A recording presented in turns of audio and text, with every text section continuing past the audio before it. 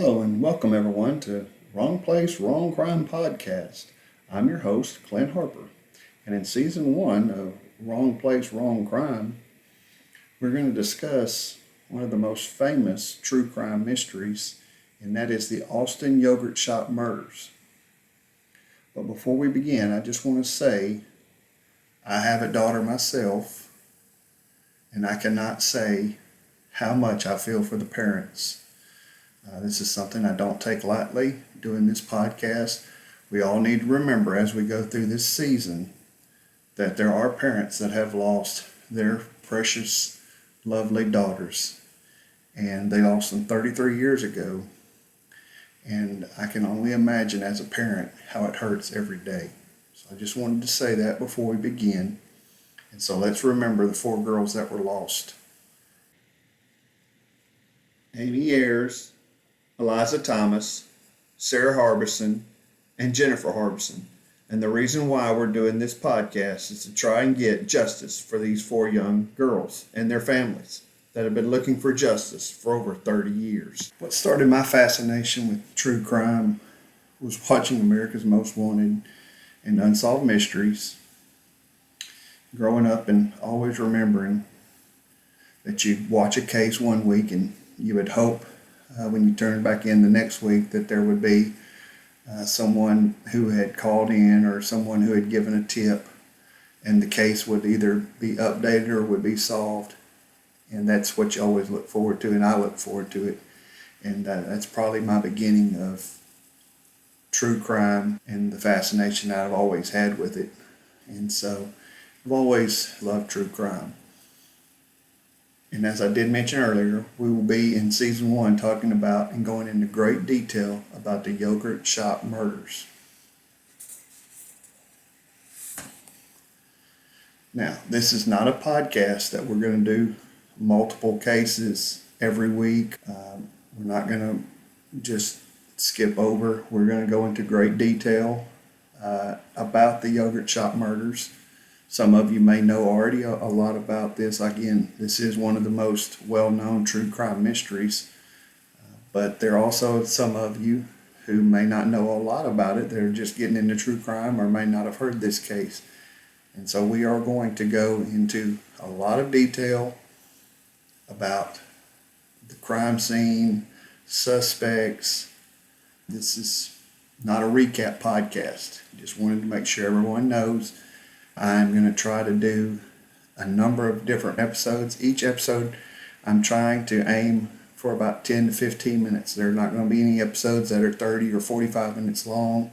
They're all going to try to be around 10 to 15 minutes. I know a lot of you, like me, listen to true crime as you're driving to work. Some of you have short commutes. Some of you have longer commutes. And I always like being able to get through an episode while I'm driving and not have to worry about where I left off at. So we're going to try to aim for 10 to 15 minute episodes. That way you can get through it, you can hear the whole episode and get ready for the next episode.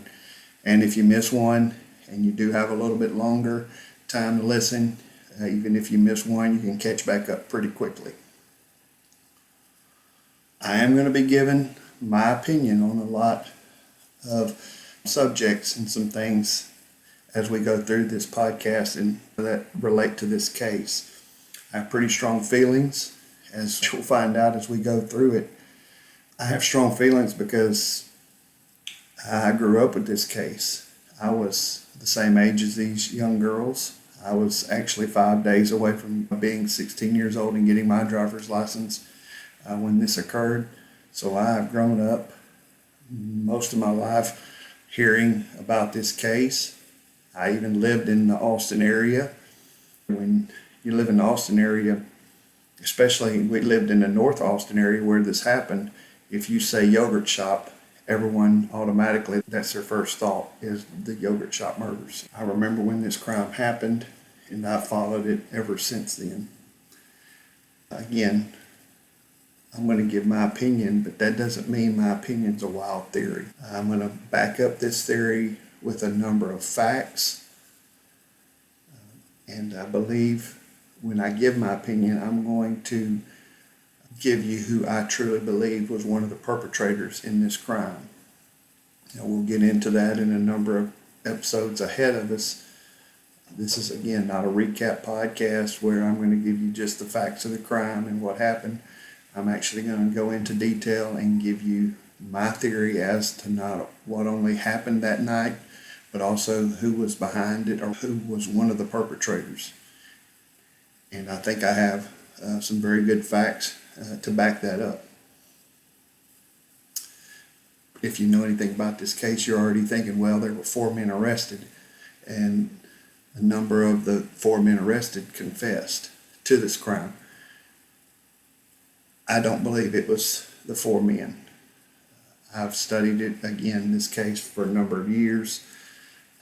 I just don't believe that those 4 young men could have carried out this crime and gotten away with it.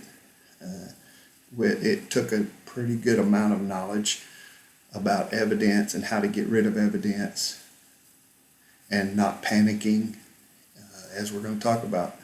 They held these girls hostage for over 40 minutes. I just don't believe it was a group of 4 young men who had never committed crimes that would not have been impatient and panicked and would have been able to get away with this for over 30-something years. Did they really get away with it? Some of them did serve some time. But I believe, again, my opinion, I believe if they would not have confessed to the police in the late 90s, I don't believe the police would have had enough evidence to convict any of the 4, which of course later, as we're going to find out, DNA confirmed that the 4 men did not commit this crime.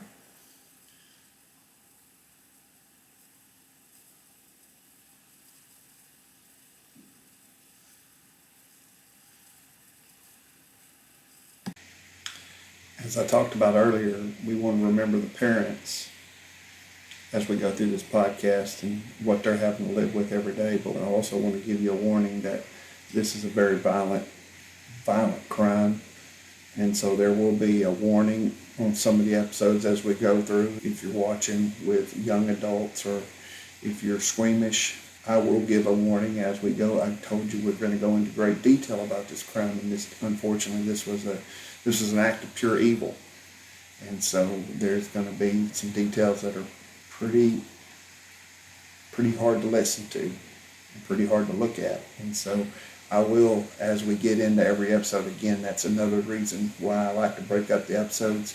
I can give you a warning as we get into each episode. If it's going to be an episode where there's going to be some things that are going to be pretty hard to listen to or to see, I will give you a warning. That way, if you don't want to listen to that episode, you can catch back up on another episode. In episode 2, we will be going into the facts and the details of that day, December the 6th, 1991, and the actual crime itself. So make sure you like and subscribe as you get into episode 2. Make sure you also tell your friends, if you have friends that like true crime, tell them to tune in to Wrong Place, Wrong Crime podcast. And so we'll see you at episode 2 next week.